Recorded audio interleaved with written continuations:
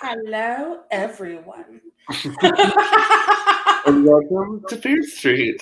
Thirsty Thursday on Fear Street. All right. Well, we're on here to give you some reminders and updates and fun things. But before we get to that, Sheree, what you been up to? What you been watching outside of the we have to watch the podcast, of course. I have been going to sleep to some quality stuff, according to y'all. Quality. I don't know. Maybe it's end of the year brain. Maybe it's 2020 brain. But I am just like, oh, this is something. Good night. Same. I've been like outside of watching the films that we're covering on the podcast. I've just been watching kind of trash television.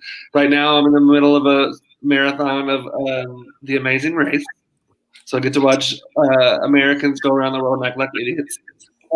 Which it's Tuesday, you know. But that's fun. And then I'm also some TV series I'm watching Big Sky. It has Ryan Phillippe. He's really the only one big name actor. I'm not looking at it. There's a big thing happens at the end of the first episode. I was like, did that anyway? But it's about these girls who get kidnapped in like I think they're in Colorado. I don't know. It's in the middle of nowhere, and they're think like old school Kiss the Girls. Remember that movie? Oh God, yes. Yeah, yes. think like that kind of thing, except like in the middle of absolutely nowhere. It's been a season of mysteries. For sure. I just watched The Undoing. I've heard mixed reviews. Some people love it, some people hate it. It is messy in a way that I didn't think we would get one more time this year. And so I appreciate that. There were some choices. There were some choices coming from Mr. Hugh Grant. 6 episodes, so tight as hell. Yeah. No. It made me second guess myself as a person. I was like, it's got to be blah, blah. And then they were like, or does it? And it's like, don't you play this game with me. And so I was like, was it the baby? Was it the baby? Those children, you got to watch out for them. That baby got no alibi. I've also discovered the new Star Trek series, because I'm also a real big nerd, on CBS All Access, and it's really good. I'm really enjoying it. I'm on season 2 of that. So there's a black woman protagonist lead, and and queer people. The cast is actually really diverse. Anthony Rapp is in it, and he actually plays a gay man. Miracles. I think his husband, I can't remember his name. You would know him though. He's been but yeah, it's really good. I suggest it. And get CBS All Access now, because that's where The Stand, the remake, is going to be on. Yeah. So. I also am watching The Flight Attendant. Like, that's what I'm going to do the second we're done with this, because it's Thursday, but I didn't know it was Thursday until just now, because I connected those dots from Thursday. But that is exciting and also messy. Like, the lead character keeps pulling shooters out of her bag, which reminds me of my grad school experience. And I was just like, oh, am I being read or seen? You never know. But yeah, so that's what we've been watching. Let us know in the comments what you all have been watching. Maybe we'll see some recommendations that we can. I'll take a break from my Amazing Race marathon and put on something I actually have to think about. So let's talk for a minute about just COVID realities. Because you want to know what I found out today about the Arkansas state government, believe it or not. I was going to be like, is it the William Shakespeare got it first? Gone. Also, the federal government, but we don't need to get there. So, right now, if you get COVID, you have to take, I think they're still making you take 2 weeks off, even though they kind of backed off of that to like a 10-day quarantine, I think, what they're saying now. So, but you would have to take off until they would pay you. Well, I originally thought that money was coming from my employer. No, that money is coming from the state. And the state has said, right now the state is saying, even today, you can only get COVID once and get paid for it. If you get COVID twice, I guess and if you're part-time and don't have PTO. So there's no punch ticket for the 10th time you get it? No. And the way their state's going, who fucking knows? And then also, they've just now said that on after December 31st, they won't pay anyone to stay home when they get COVID. America. Because, January 1st, 2021, COVID was just going to be like, okay, bye, y'all. It's been good. She's like, well, my time's up. It was real. Thanks for letting me stay. But, yeah, so that's Arkansas for you. Might be Indiana, too. I don't know. Oh, I don't even want to know what Indiana's doing. I sit in my apartment and I drink about it. Right. Apparently, to give the state workers their credit, apparently the money is just run out. So, like, if you don't get the money, you can't give the money. So it's not their fault. It's the fucking federal government's fault for not giving extra funding to states who need it. Mitch McConnell, where you at? However, things Conway has going for it. The drag race queens have been announced, and Simone is fierce as fuck. She is. I've been hearing rumors for a long time about how she was going to be on Drag Race, but that never happened until this season. So fingers crossed for her. I met her once at a club. It was like years ago, though. So she was very nice, very sweet, very talented. So, and I think she's even gotten more like experience as she's moved to LA, and like she's really good friends with Gigi Good. Yes. Yes. I was in love. I was like, is this my favorite? But again, it was like a 45-minute interview with all of them. So you don't know until they get into the workroom and you see who throws shade. And well, if you ever hear her talk about the House of Avalon, that is a whole bunch of Arkansas people. That is an Arkansas thing.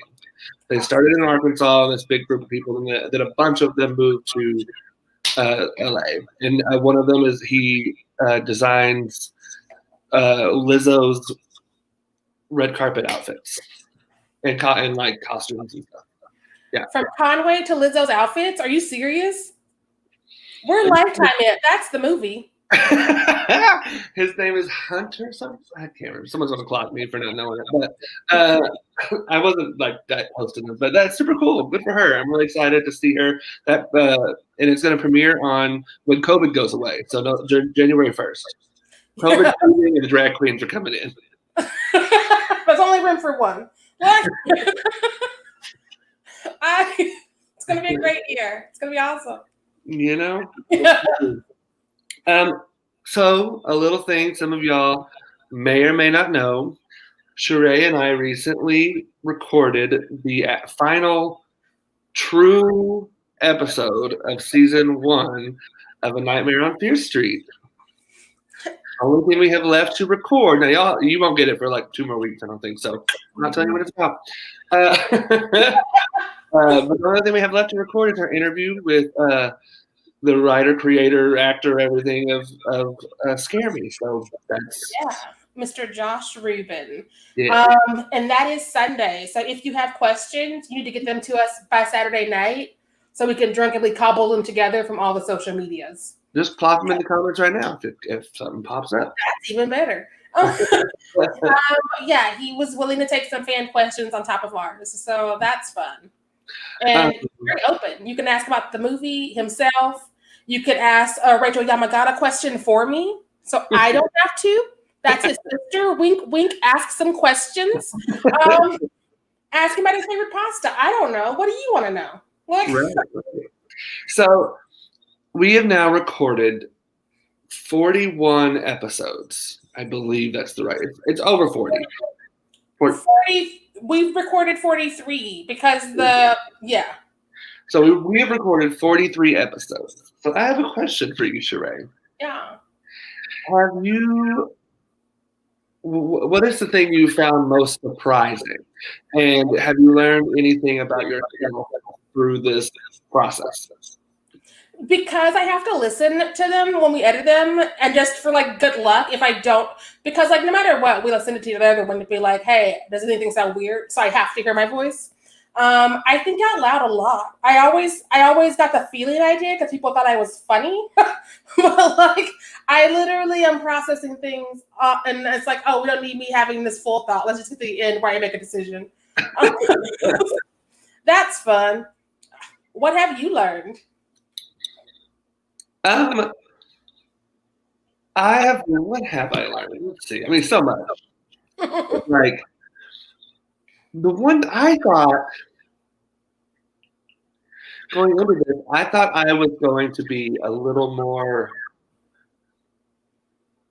like not like a whole bunch of stuff that we do, but I found I'm pretty easy to please. I mean, there's only been 2, maybe 3 movies that we've covered that I was just like, I hated this. Yeah. And I thought there would be more, but I guess I'm just an easy date. I don't know. No, like you're the good cop and I'm the bad cop. You're all like, no, they tried. I'm like, we all tried, Trent. Yes, I was kind of surprised about that, but hey, I'll take it. I'll be the good cop to your bad cop. Right? So we couldn't raise a kid because the kid would just be like, why is she so mean? And you're like, I don't know. Until we get to if you want to. They were both like, you need to stop. If you're out there watching, listening, stop now. I will say stop now while you're ahead, but you're not ahead, so just stop before you get even. Another question about the podcast, Mr. Trent Reese. What is one thing you wish you'd known before we started? I thought that was a fun question. Yeah. No, and I think I kind of already know because I've kind of been talking to some friends about they're wanting to start a podcast. The theater that I volunteer for, the community theater, we're talking about starting a podcast system this next year. The one thing that I've always told them that I wish I had known before starting this is like how much work goes into it. Because you think, oh, you just sit around, talk about stuff, and put it up. No, it takes, and it like, I don't know about you, but so if we have an hour and a half of content that I have to edit, it takes at least 3 to 4 hours before I'm comfortable with sending it to you to be like, hey, okay, here it is. And so it takes more work. It's fun work, don't get me wrong, but just know that you're going to have to devote that time and energy to it. Yeah, because I have no attention span and I have like things coming at me from all my jobs and stuff. It takes me longer than that, even for the shorter ones, because I'll run off to be like, oh no, that's today. I gotta write this up real quick. Or oh no, why we've had so many like format changes. I feel like this season, yeah. The season of changes. We're like Fleetwood Mac changes. Changes. No, I would say though that I think it's actually less work than I thought going in, which is why, to be fair, we screwed ourselves because we're like Lovecraft is cool, let's do that. We can't do 2 episodes a week. We 2 people. But before that and after that, it was fine. But during that time, I was like, what have we done?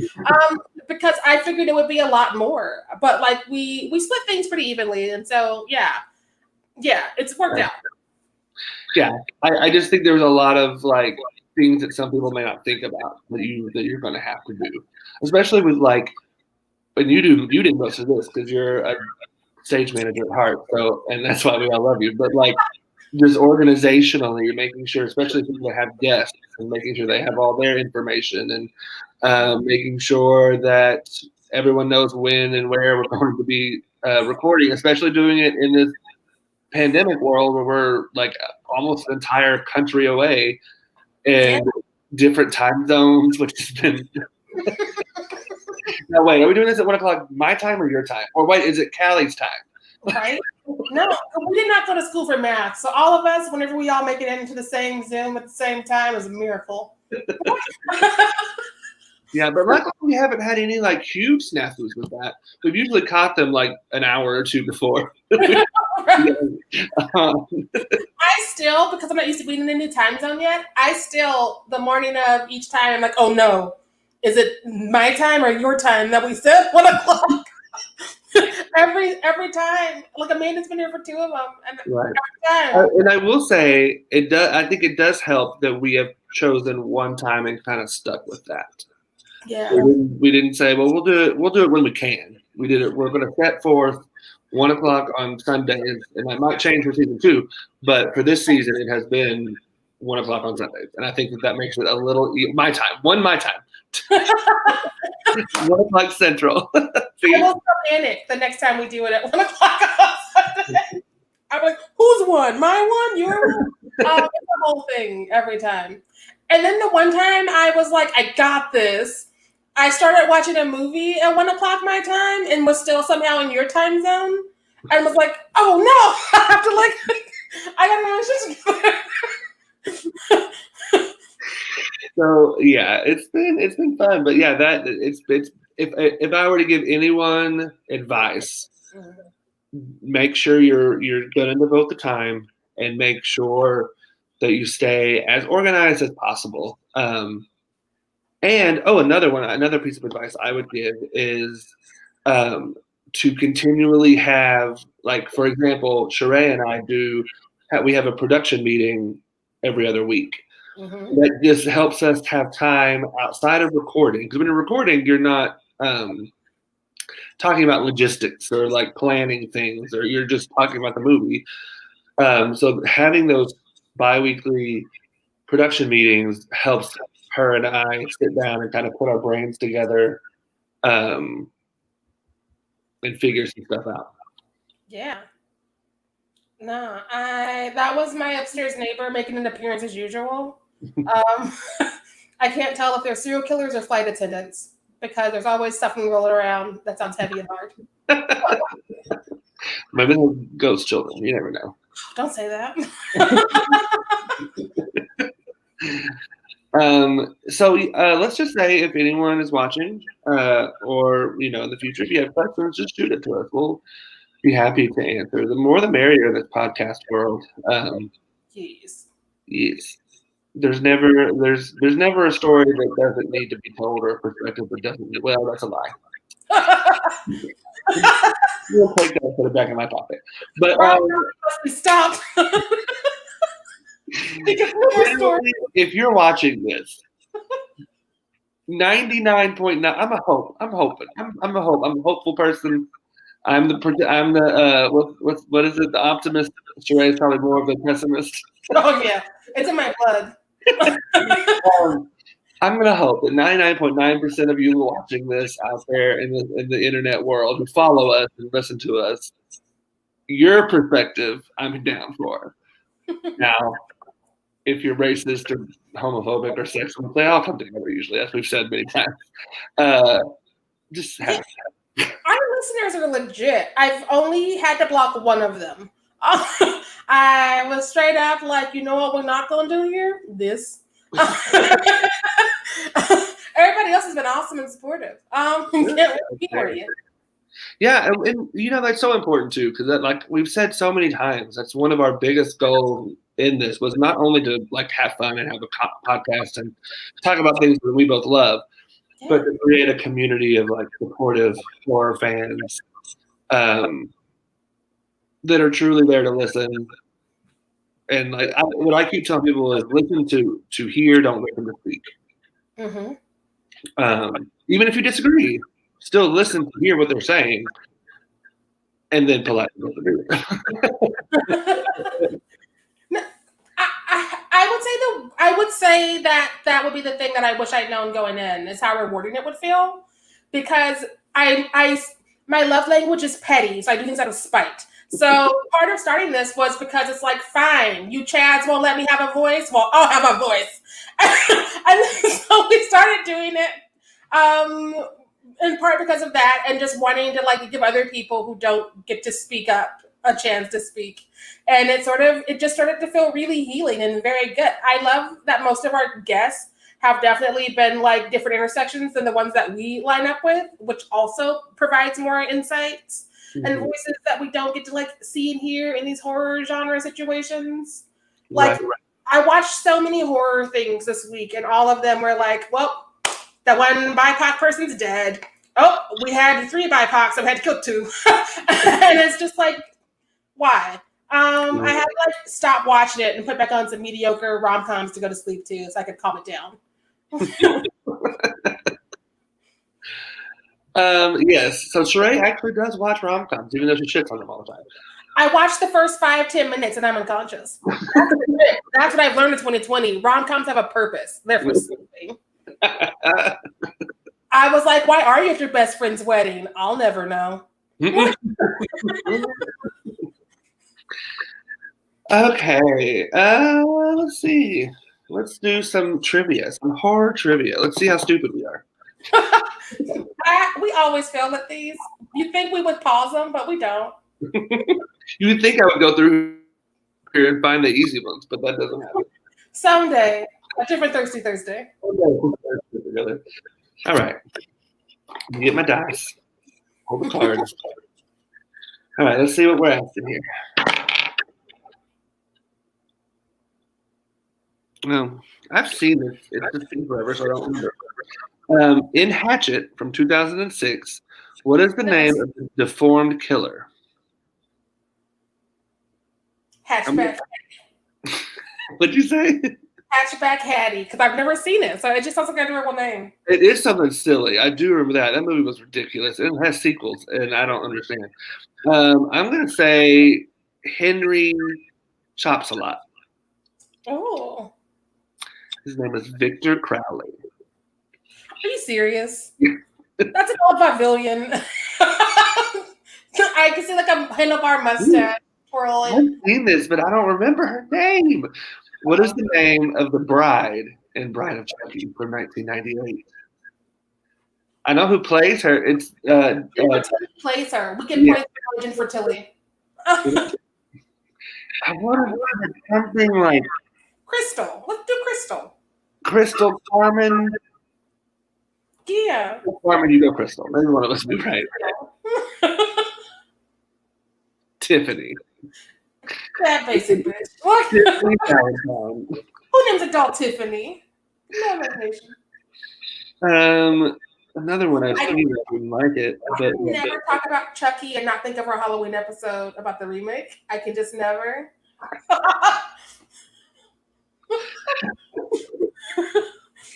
We're going to do a different card now. Okay.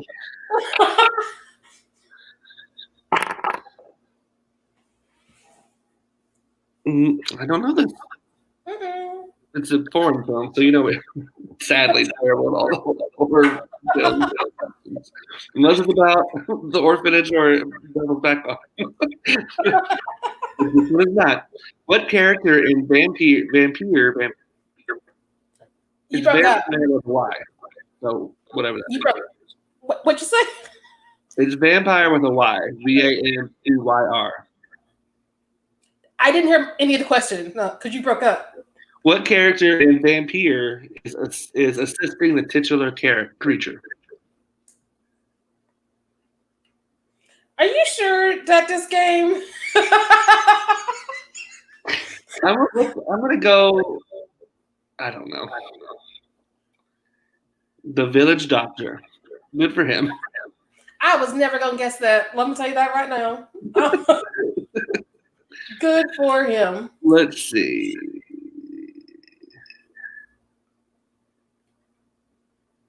Oh, you haven't seen it. Let's get multiple choice, so maybe we have a 25%.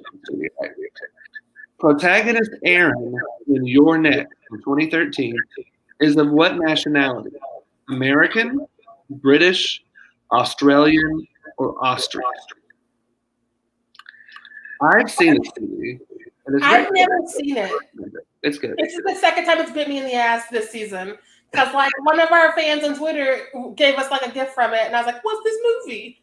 And they were like, you're next.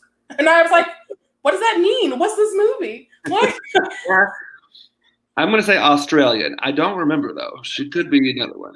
I'm going to say Austrian because why not? You never know. I was right. Australian. I was hoping you'd be closer than I was. Considering I've seen the movie. Yeah, I just saw it. Okay. I'll do one more from this one. I think you've seen this one, but I don't know that you'll know the answer. Who directed Dawn of the Dead from 2004? Wait, Don or Sean? Dawn.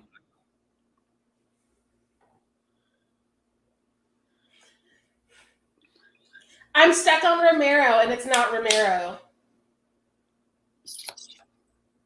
No, it's not. I do know his name, though. I didn't put a face to it, so.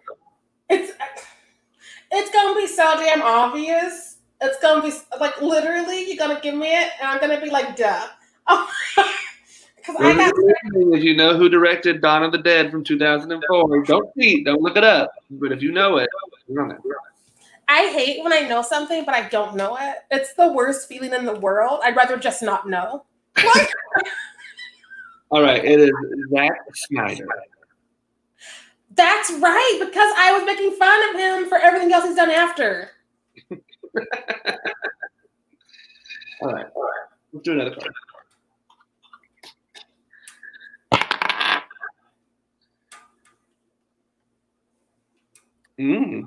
What famous co-director was an assistant editor on Evil Dead from 1981? Co-director?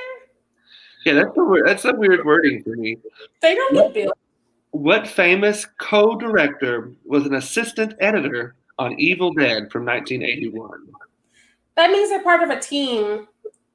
I'm trying to think of older teams because, like, we have newer teams which are putting out like Scream 5 and stuff, but like there's gotta be an older duo. Yeah, but it's only one person because it's not. But if they're usually a co-director, that means there's usually more than one director in that team they work with. Right, but the answer is just one person, I think. But if I could identify the team, I could probably pick one of the team members. I don't know.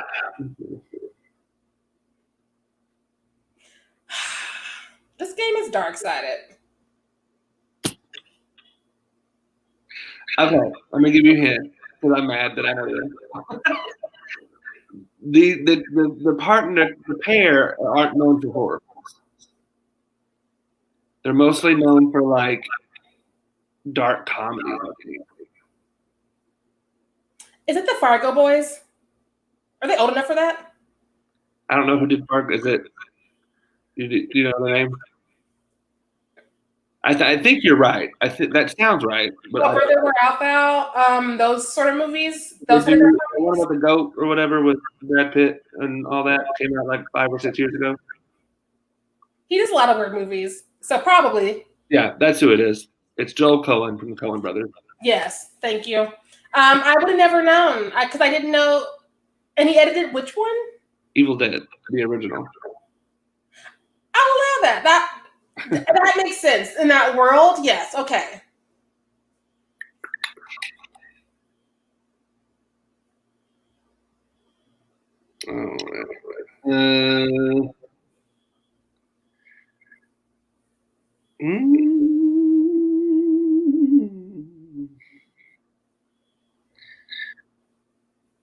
Ooh. Here you go. This is specifically. In Paranormal Activity 2 from 2010, what is the name of the what is the gender of the firstborn child required as payment for an ancestral demonic deal? Wasn't it a girl in the second one? I think so. And girls are usually the ones who have to sacrifice. Yeah, I'm pretty sure all of them had daughters. I'm almost sure. I would be willing to bet. Wait, she ended up being the wife from the first one. Wasn't that right? You right. In the first one, because they were adults, the daughters who were going to be the demonic ones. I think that we're gonna say girl. Nope, male. Gagged. There in one of those, there is a twist that like the child in it was the woman from the first movie. I don't remember which one it is. Though. They started time traveling when they went back to the 80s in the fourth one. Yeah, third or fourth. Yeah, it got wild. Still scary, but wild. And I was like, I gotta know timelines on top of being terrified now. Right. Well, who directed Alien in 1979? Ridley Scott. You're right. You got one right. People want Alien. They keep saying they want the Alien. That's what most of my DMs are right now, which is a very. I'm down. I'm down for. And listen, I love all this whole series. I even love the new Alien Covenant. Come at me.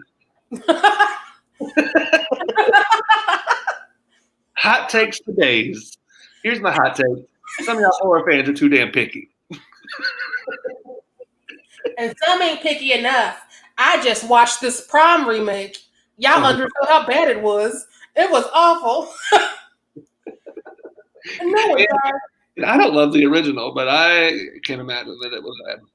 The original was bad, but this one was like insultingly bad. Because normally people wasn't clever enough. I called it from like the first time someone died. I was like, oh, that's who it is. Because the original was of like the late 70s, early 80s. That was young Jamie Lee Curtis. Right about the time of Halloween. Because it was one of those in that era. It was just like, we got to kill some teenagers, so teenagers come and see it. And so they didn't have a whole lot of plots, which is why horror was sort of like embarrassing at the time. And the original, the van scene, I cackled the whole time because you have this killer who's bad at killing people, thinking as the person drives. Woo. Can you imagine being in a drive-in watching that go down? Can you? I want to know who in these writers' rooms and like creating creative meetings are like, you know what? Here's what you need to do. You need to have a naked stripper running down a parking lot in heels. Yes. Yes. Fund this. That's what we need to see. Right? If anyone didn't know, that is a reference to the remake of My Bloody Valentine, which is utterly ridiculous. I didn't watch the remake because I watched the original for my 31 Days of Halloween, and the original was so insultingly bad. Nobody tried to do it. I haven't seen the original. It don't make no damn sense. It makes no damn sense. The remake doesn't either. It's just like, how can we kill these people and have a naked woman running in heels in a parking lot? Basically. Literally. The movie is like, this happened on Valentine's Day, so we don't celebrate Valentine's Day anymore. And the kids are like, this ain't no Footloose town. We're going to celebrate Valentine's Day, even though these kids are kids. They're like 30. I was like, well, Jen, sure, Jen. And so they have their Valentine party. And of course, they're like, we should go into the coal mine where the murders happened 30 years ago, because that makes sense. So they go down there.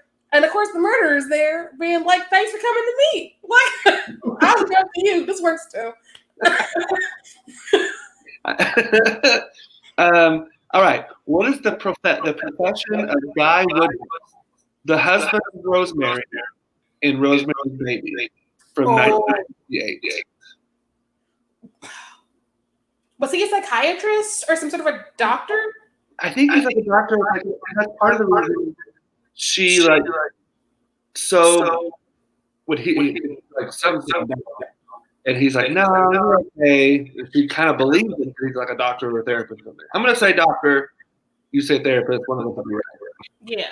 He was a doctor of some sort. That's what they did know. Yeah. I'm leaving.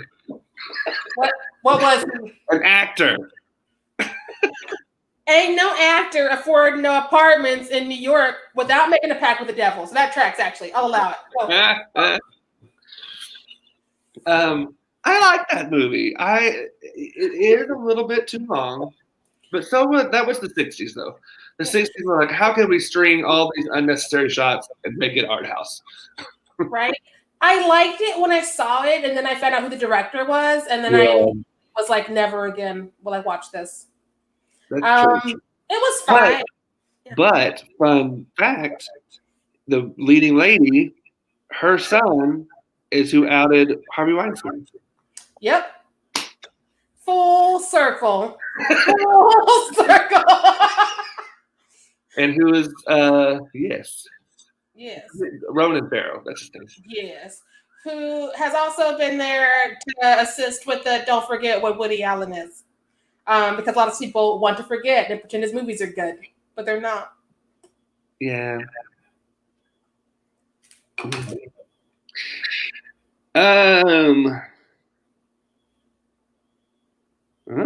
What? In The Exorcist from 1973. I've never seen it. Oh, man. What's the question, though? The demon Pazuzu. I probably did not pronounce that. That's the funnest demon name ever. Hey, Pazuzu. What's up, Pazuzu, my man? I think that was Shazam in the sequel. What? Like Pazuzu and Shazam. What the demon Pazuzu does not possess what character? Chris McNeil, Reagan McNeil, or Father Damien Karras? Oh, his name is Damien. Well, it's not Reagan because Reagan's the daughter. I'm pretty sure. And the mom, I'm gonna say it's the father. No, I'm gonna say it's the mom. I'm gonna say the father, just because normally in the exorcism movies, the demon doesn't possess them, someone just kills them. Normally, well, I've seen it happen a couple ways, but normally that's the track for the father. It was the mom. You know what? Like, just run through the whole family. Why don't you, Pazuzu? Just run through the whole family. From what it's been a while since I've watched it. It's another one that's like really, it's too long. I think the build-up is really long. The payoff is nice, but they could have cut like 15 minutes out of the film, so it would have been better in my opinion. I feel like pacing was weird in the 60s and 70s because people had nothing else going on. Like, we didn't have a bunch of like streaming services and like apps. Right. And so people were more willing and inclined to sit there for however long it took. Right. Also, we had a lot more cis hetero white male directors back then with egos. And so nobody was like, hey, you know what we're not going to do? A 3-hour movie, Kubrick. Okay? They were like, he's an artist. Let him abuse us. Keep going. Right. But from what I remember, the demon tries to like torture the priest. And so he does possess him for like a split second or something like that. Like literally, I feel like when you audition for the role of priest in an exorcism movie, you already know the story for your character. What? That demon gonna taunt you, then that demon gonna kill you. Right. Fun fact: the mother in The Exorcist is also an actor. So these deals to get these houses, I see what it is. Yeah, because that's what it is. She's like really absent in the beginning of the movie, and so she originally thinks the daughter's acting out because she's been like not home or like but really she's just possessed. You know what? People will do anything for rent control. So I guess we figured out the answer to that. Oh. Is it a spicy question? Is it 7 herbs and spices kind of spicy? Will Mario Lopez jump out at us at a 15-minute movie? Dresses the girl. I just want to know the answer to this. The Bird from 1968 lacked what conventional film element? Lacked what? What conventional film element? Color? No, I think it was color by then. Right. Actors? Cameras. Conventional film element. I mean, it had sound clearly. Right. I'm gonna say no. Special effects. Were the birds real? Oh no. They just let loose this swarm of birds on these poor actors. They were just like throwing paper mache birds at her and was like, scream! Scream! Um, Oh, see, I've never seen. go into a building. I don't think they actually ever went into anything. They were just there. I've never seen the birds. I know that. I looked at the answer now, so I I was know. a child. Oh, We're not, you're not even on the right track. okay, go for it. There's no score. There's Good no for Alfred. score. I was a kid, and all of his movies felt similar as a child.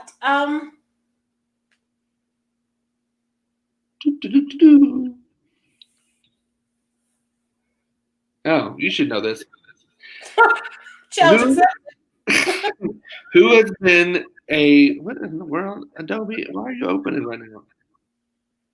Adobe wants some screen time. Go away. Okay. Who has been a credited writer on every film in the Child's Play series? Isn't it Mancini? Because he created it? That's what I'm In the guessing. series, yes. Yeah, Don Mancini. Yeah. It was his baby. And so, yeah. He didn't direct them all, though. Oh, no, that's too many. What? He directed Seed of Chucky. He didn't even direct the first one. He directed Seed of Chucky, Curse of Chucky, and Cult of Chucky. Oh, he jumped on him later. Yeah. Those are the ones that I actually enjoyed, so maybe that's fine.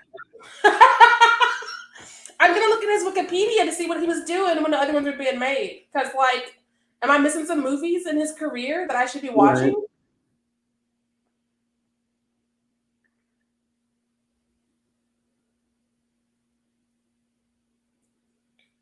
No, I'm not doing that. Never seen that movie. Which movie? A Girl Who Walks Home Alone at Night. It's been on my list forever. Okay. Forever. I don't like any of those. Next card. We'll do one more. Okay.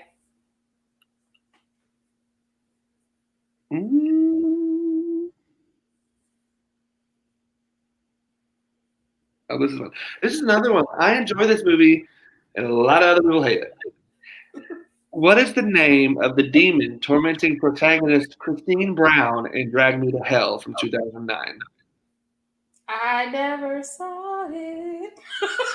I'm going to Victor. say Victor Crowley. I That's want to just say Baloo. It's the bare necessities. Honestly, I'm going to say Baloo. Caviar. Lamia. Oh, that makes sense. Yeah, that's, oh God, Trey, you need to watch this movie. It is Lamia makes sense. Explain yourself. so funny. At one point in the scene, the girl's trying to get the demon to leave her alone, and she goes to this place and has this ritual like done, and they have to like kill a goat, and the demon possesses the goat, and girl, the CGI is just the goat like laughing, and like, it's very Evil Dead, but like done with CGI. It's like when I say I enjoy a movie, I will acknowledge it's not a good movie. It's not like my favorite. It's not in my top 10, but it's a fun movie. Like I laughed, I jumped a couple times, you know. So yeah, I love when I jump. That's when I'm like, okay, I'll revisit this. yeah. There was a couple times in that movie that I jumped. It's not as hard to make me jump as it is to make you jump. But yeah, I remember seeing the new first half of It with you and Cookie, and y'all were just like, and I was like, it's okay, that's cute. It was the best. It was the best watching you two watch the movie. Yes, that's another one. Everyone poops on the sequel, and I like the sequel. I don't know. I like the first half of this remake with the kids because the kids were like, "We're gonna act," and then Jessica Chastain and friends were like, "Oh, are we filming?" Yeah, I liked the sequel. I thought it wasn't as scary. I will say that it's not as scary as the first one, but it it made me feel things. I was like, I don't know. I liked it. It worked for me. I get why some people don't like it though. I saw it in theaters, and like there was 9 other people in there, and we were all laughing for a lot of it together. Um, I didn't know any of them, but we all could laugh together. Well, I'm glad you had that communal human experience, right? All right. A couple reminders and points before we jump off of the interwebs and into the real world again. Make sure you get your questions for Josh Rubin into us by Saturday night. We get them in the interview on Sunday. We're really excited. Be looking for the film. It drops on the 15th, so next Tuesday. That's my Video on demand, and then our episode will be posted sometime in that next week as well. So yeah, check out the movie. It's great. It's funny, fun. Yeah. We also have, for those of you who have not checked our social medias yesterday, that was Wednesday. Our next episode, which is our penultimate episode of the actual series, not the specials, is The Devil's Backbone. And should we spoil the guest for them, Trentington? Should we spoil the guest? Our guest is a person you might know as Amanda Espinosa, aka our official third co-host. If you don't know Amanda, check out Bitches at Coachella or anything from our Halloween weekend, especially the Child's Play. You're watching the Disney Channel.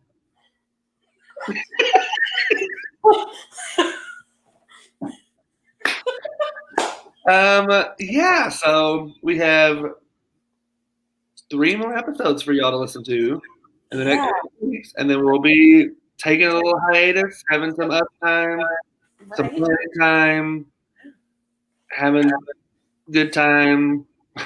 I could hear the Good Times jingle, and I was like, "Don't sing that."